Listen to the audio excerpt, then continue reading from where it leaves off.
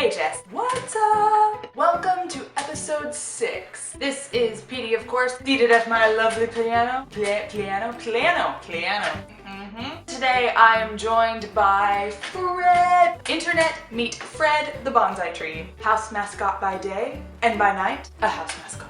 Typically in this spot there is a picture of yours truly. I didn't really figure you guys needed to see my face twice, hence Fred. So do you want to know the irony of all ironies? In my last video, I explained how much I despise sore throats. Less than a week after I made you that video, I got the worst sore throat I've had in probably years.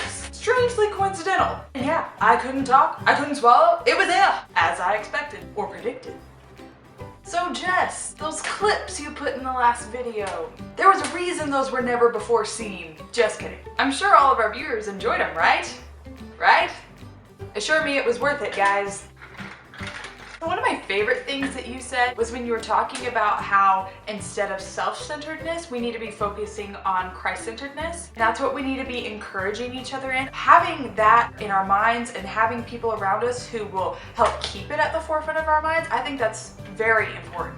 Our focus shouldn't be to please the world. It should be having the heart of Christ, wanting to serve Him and glorify Him with all that we do. Just imagine with me for a minute that if we used all the time and energy that we put towards pumping ourselves, if we put all that towards celebrating Christ, think of the difference that we can make and how the church would stand out. We need to be known as a people who can't exist without pointing other people toward Jesus. If that's what we're striving toward, then everything we do, everything we say, it will be all about glorifying and celebrating the Savior. So Jess, you were asking what's going on in my life these days. I've had a crazy past couple weeks. One of the things that's been occupying my time and my family's time, the house that we're currently living in, we are doing a lot of renovations and updates on it. These days, I have background music in the form of nail guns, hammering, air compressors, painting, and well, I guess painting doesn't really make noise, but oh well. Kind of reminds me of when I was at your house, Jess, and you guys were in the midst of renovating your home.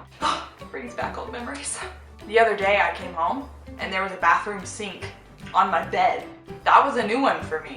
There's still one thing I try to make time for every day, and that is reading. I've read some really great books this year, and I've read a couple pretty terrible ones. Looking at you, Diverging. But there was one I especially loved. Bread and Wine by Shauna Niequist. She is practically obsessed with cooking. She basically shares all these stories from her life, how they all kind of center around food and the lessons that she learned, the fellowship and the friendships that are built around gathering around a table and sharing meals together. It's really, really good. I think you would really enjoy it, and viewers, I think you should read it too. By the time you finish it, you will just want to host a dinner party. You will want to go into the kitchen and make the most elaborate meal you can possibly think of. I don't care if you hate cooking. You will be thinking about food. So something that I've been learning lately, Jess, is even in the midst of busyness and responsibilities, I don't want to be so consumed with what I want. I never look up to see the people around me. And that's been really hard because I love having a list, a to-do list. I love checking things off that to-do list. I mean, who doesn't? It's just so freeing.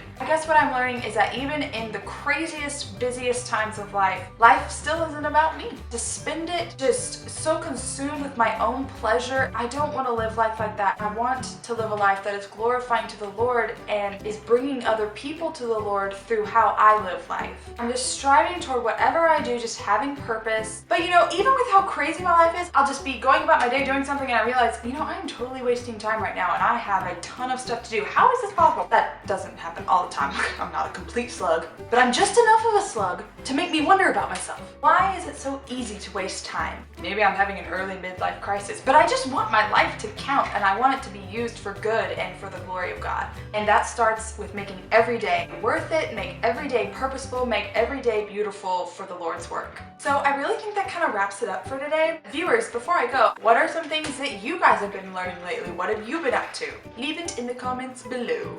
Jess's next video will be up on September 14th, episode 7.